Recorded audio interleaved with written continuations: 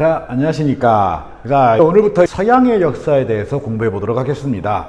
이 부분은 이제 진도에 쫓기지 않고 얘기를 많이 하면서 좀 천천히 진행해 보도록 하겠습니다. 교과서에 안 나오는 얘기도 하고요. 그러니까 꼭 중학교 교과서와는 관계없이 상식으로 공부해가는 서양의 역사, 뭐 이렇게 생각하시면 되겠습니다. 우리 서양이라 그러면은 유럽하고 미국을 생각하잖아요. 그런데요, 유럽하고 미국이 이제 나오려면은 아직 멀었습니다.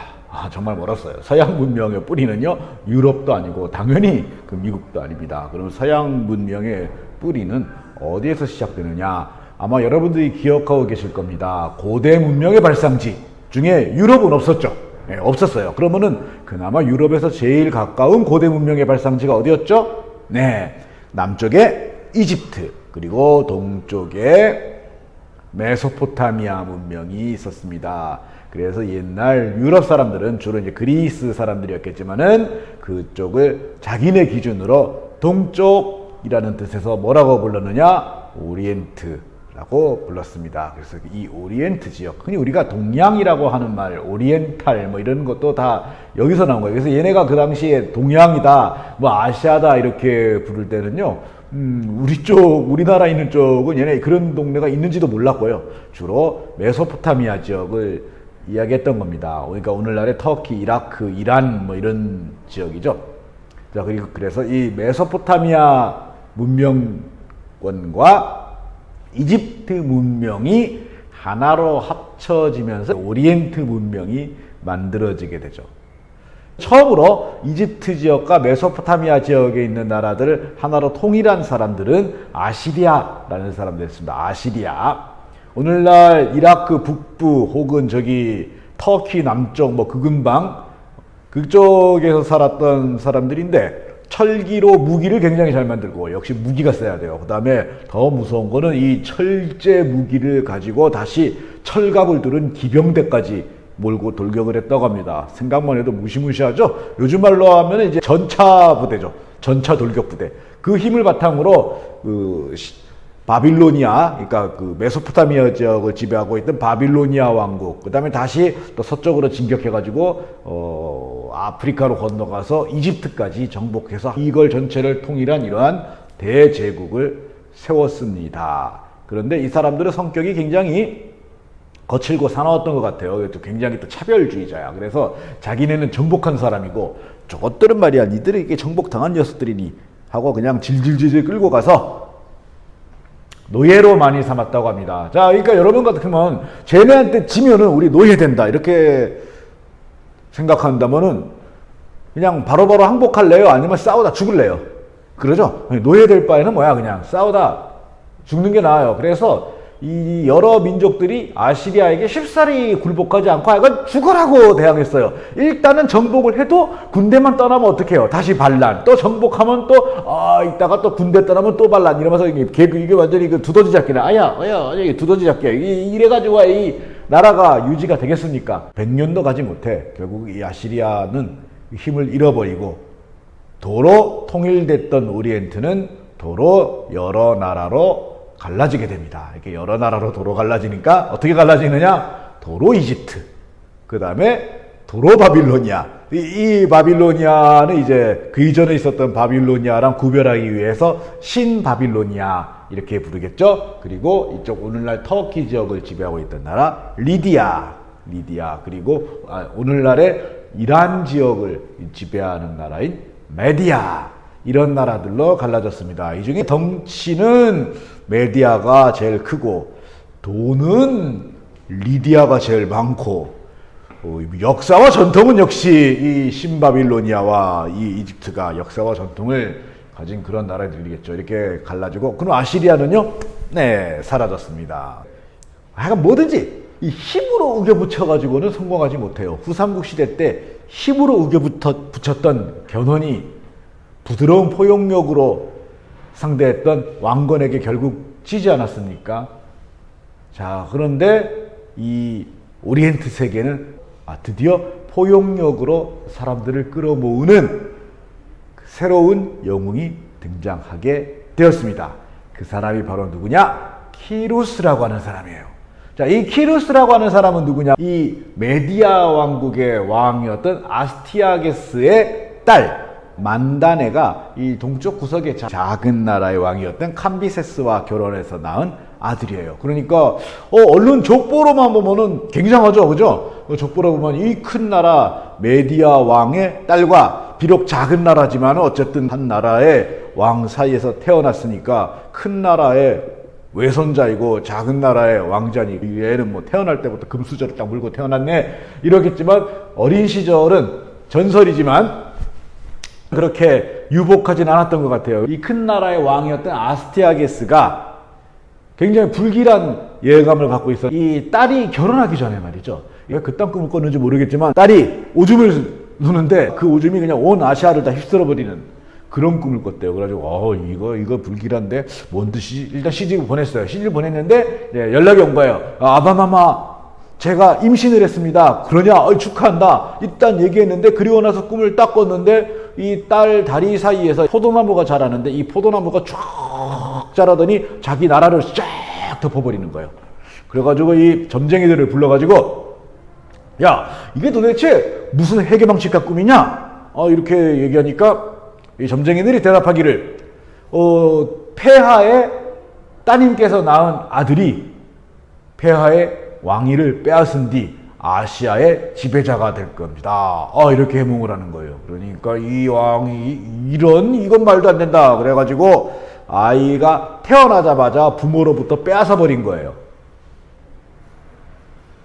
뭐 사위가 왕이라고는 하나 저 작은 나라 왕이 뭐 이 큰 나라 임금이자 장인이 애기 내놔 그러면 뭐 대항할 수 있겠어요? 그래서 애기를 빼앗은 다음에 죽여버리기로 한 거예요. 아주 잔인한 권력이란 게 그래요.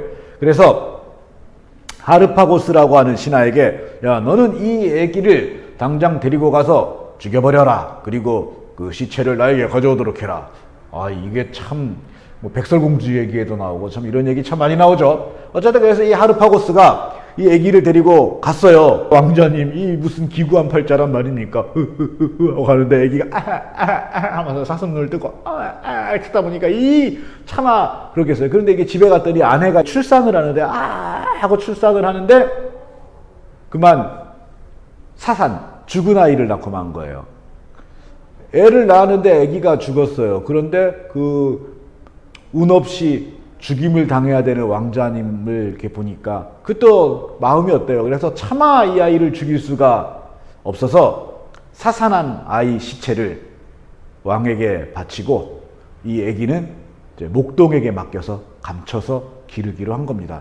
이거 어디서 많이 반복되는 스토리예요. 이게 그쵸? 이거 뭐 그리스 신화에도 자주 나오고 그래서 이게 진짜인지 아닌지 모르겠어요. 계속 반복되는 얘기이기 때문에 어느 게 원전이고 어느 게 나중에 베낀 건지 모르지만은 어쨌든 이런 이야기가 있어요. 어쨌든 그래서 이 키루스가 목동으로 자란 거예요. 목동으로 자라면서 10년 동안 아무 일 없었어요. 그래서 10년 동안 잘 자라다가 애들하고 이렇게 모여갖고 놀이를 했어요. 놀이를 하다가 무슨 역할 놀이를 하기로 했던 모양이에요. 이렇게 역할을 뽑았는데 이 키루스가 왕을 뽑았어요. 왕을 뽑았는데 당시 유력한 힘있는 귀족의 아들이 야 나는 게임이라 할지라도 목동 따위를 왕으로 섬길 수는 없어 이런 거예요. 그러니까 이 키루스가 야 규칙은 규칙이야 지켜 에헤 목동 주제에 어디다 대고 명령질이야 뭐 이러니까 이 키루스가 열받아가지고 야이 개새끼야 야 그러면서 이 귀족의 아들을 막 두드려 팬 거예요.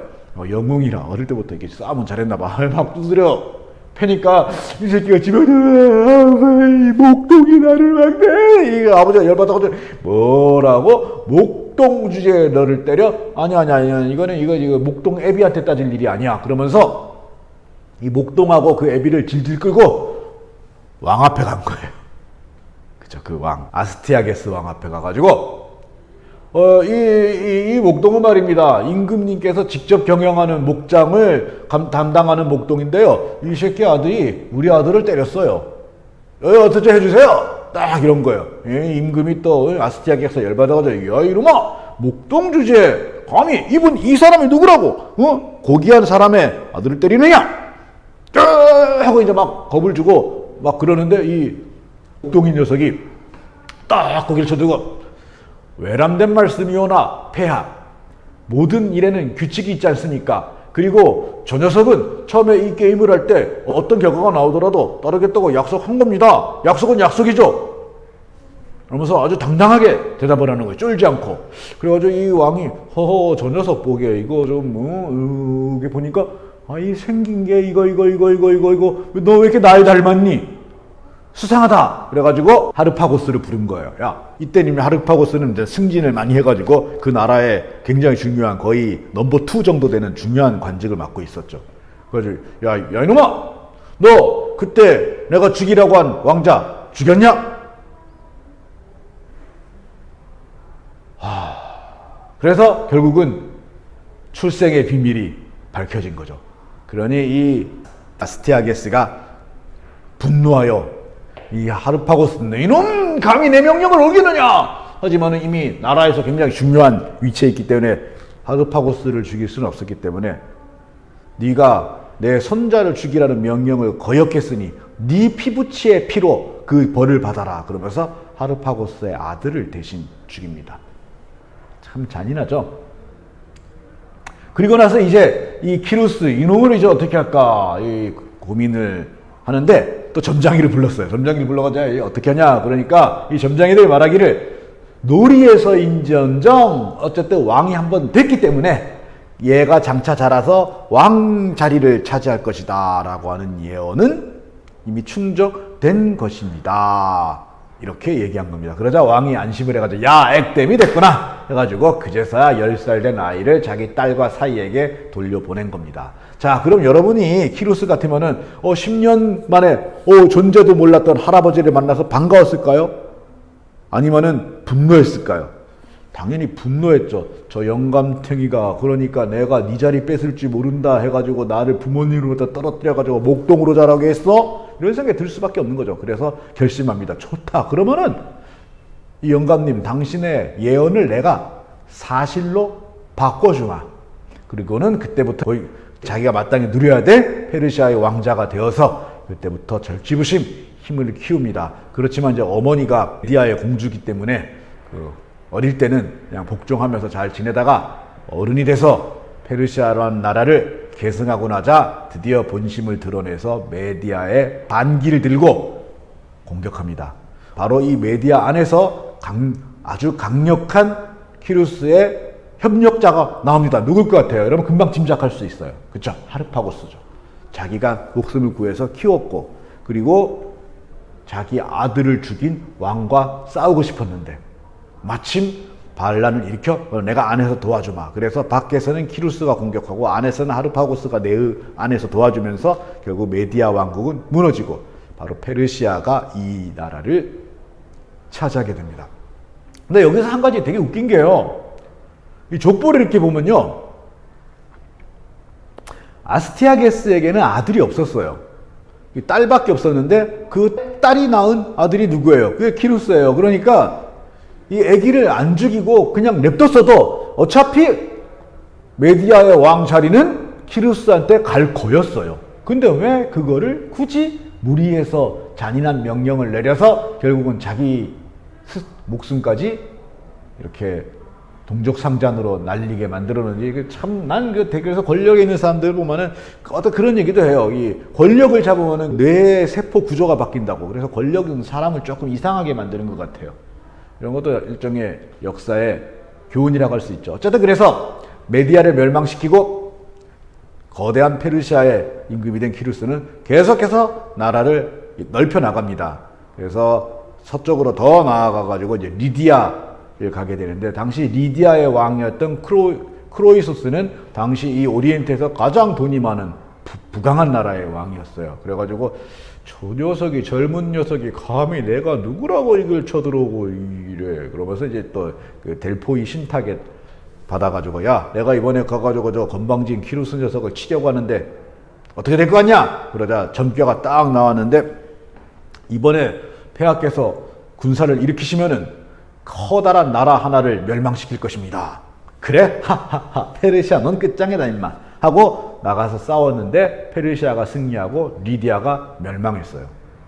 그래서 이 크로이소스를 죽이려다가 이 키루스는 굉장히 관대한 사람이었어요. 그래서 죽이지 않고 오히려 자기의 친구로 삼고 옆에서 조언해주는 역할, 뭐라 그러죠? 그거 고문이라 그러죠? 이 고문, 뭐 자문 이런 걸로 삼아가지고 있었대요.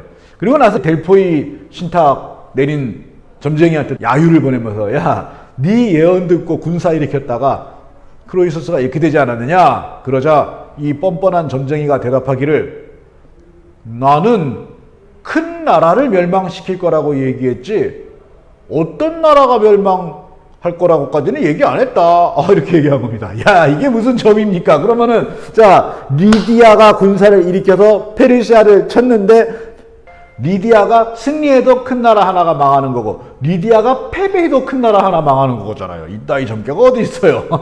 참 웃긴 놈이죠. 자, 어쨌든 이렇게 리디아를 정복하고 그 다음에 신바빌로니아는 백성들이 스스로 나라를 갖다 바쳤습니다. 그 자기네 나라 왕을 너무 미워해가지고 키루스 왕이시여 우리를 다스려줘서 하면서 안에서 그냥 반란이 일어나가지고 신바빌로니아를 합병하고 이러면서 대제국을 세우게 되는 거죠.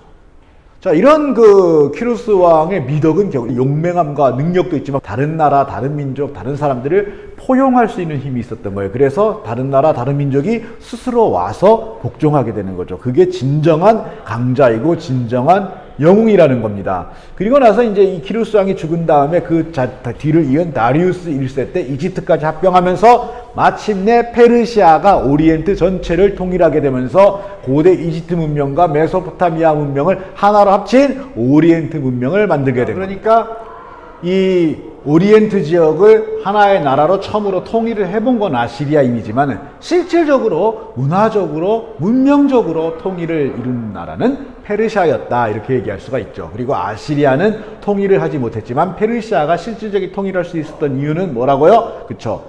관용과 포용, 융합의 정신이었습니다. 실제로 키루스 황제는 자기가 정복한 나라 사람들의 문화와 종교를 존중했고 화폐도 그냥 쓰게 했고 다만 조공만 바치면은 웬만한 건 허용했다. 뭐 이렇게 기록에 나와 있습니다. 심지어 키루스 황제는 정복당한 나라 사람들을 노예로 삼는 일에도 굉장히 부정적이었다고 전해집니다. 물론 그 이후에 후손들도 그랬던 건 아니지만요. 그래도 적어도 다른 나라에 비하면 어차피 망할 거면 페르시아에게 정복당하는 쪽이 좀 더 나았던 셈이죠. 그렇다면 이 페르시아가 통일함으로써 만들어낸 오리엔트 문화의 특징은 어떨까요? 당연히 국제적이고 개방적이겠죠. 여러 나라를 다 포용할 테니까. 그리고 굉장히 융합적인 그런 문화가 만들어집니다. 그리고 페르시아는 당시 서쪽 지역에서 마치 동쪽에서 중국이 했던 역할, 그러니까 주변의 다른 나라들로부터 조공을 받는 그야말로 가운데 있는 그 천자의 나라 그런 역할을 한 거예요. 그러니까 동쪽에 중국, 서쪽에는 페르시아가 있었던 거죠.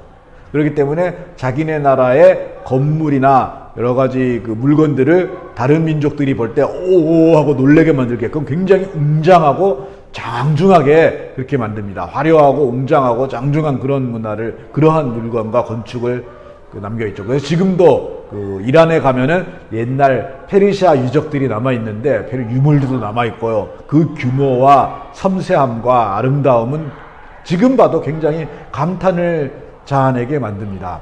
그 독특한 종교가 있었는데 그게 조로아스터교라고 하는 겁니다. 지금도 남아있는 종교예요. 그러니까 2700년 전의 종교인데 지금도 남아있어요. 이 종교를 흔히 불을 섬긴다 그래서 배화교 이렇게 부르는 사람들이 있는데 요거는 약간 오해가 있는 거예요. 자, 그럼 어떤 종교냐면은요. 태초에 선과 악의 신이 있습니다. 이 세상을 그래서 선한 신과 악한 신, 악마죠. 그러니까 신과 악마의 대결로 보는 겁니다. 그리고 신의 상징이 빛.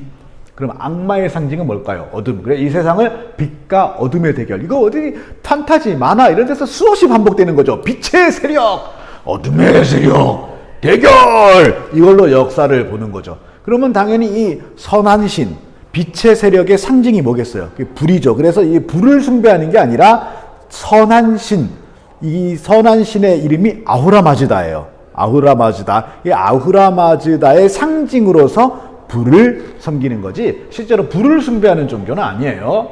그러면은 악마, 어둠의 신, 악마의 이름은 뭘까요? 악마의 이름은 아흐리만 앵그라라고 합니다. 앵그라마유 그런데 그냥 앵그라. 자, 그래서 아후라마즈다와 아흐리만의 대결. 자, 그럼 우리는 누구 편을 들어야 될까요? 하는 거예요. 당연히 우리는 아후라마즈다의 편을 들어서 그러면 최후의 결전. 이게 이제 일종의 최후의 심판이죠. 최후의 결전에서 아후라마즈다가 승리하면은 빛의 편이 들었던 사람들은 이제 어디로 가요? 느낌이 올 거예요. 그렇죠. 천국으로 가고. 그러면은 이제 그 패배한 악마의 편을 들었던 사람들은 어디로 가겠어요? 딱 느낌이 오죠? 지옥으로 가는 겁니다. 지옥으로. 자, 그리고 느낌이 오죠? 어느 종교랑 좀 비슷한 것 같아요. 그쵸? 크리스트교하고 많이 비슷해요. 실제로 그래서 크리스트교 교리에 꽤 많은 영향을 준 그런 종교가 이 조라스터교입니다. 참고로 이 조라스터는 신의 이름이 아니에요. 아후라마즈다의 메시지를 내가 전파하노라 한 예언자의 이름인데요. 다른 이름으로 자라투스트라라고도 얘기해요. 자라투스트라가 원래 이름이고 조라스터는 이게 이제 유럽 사람들에게 전해지면서 이 와전된 이름이라 그래요. 그래서 미리 말하면 자라투스트라교 이렇게 불러야 맞는데 어쨌든 지금 세계적으로 쓰이는 이름이 조라스터교니까 그냥 그렇게 알아두도록 합시다. 자, 이렇게 메소포타미아 문명과 이집트 문명을 하나로 통일해서 오늘날 서양 문명의 뿌리가 된 오리엔트 문명을 만들어낸 페르시아에 대해서 알아봤습니다. 그러나 진짜 서양 문명의 뿌리는 페르시아의 영향을 받기는 했지만은 진짜 그 뿌리가 되는 나라는 페르시아가 아니라 또 서쪽에 있는 작은 나라들에서 시작됐습니다. 그게 바로 어디냐면은 그리스입니다. 자, 다음 시간에는 그리스로 가보도록 하겠습니다. 고맙습니다.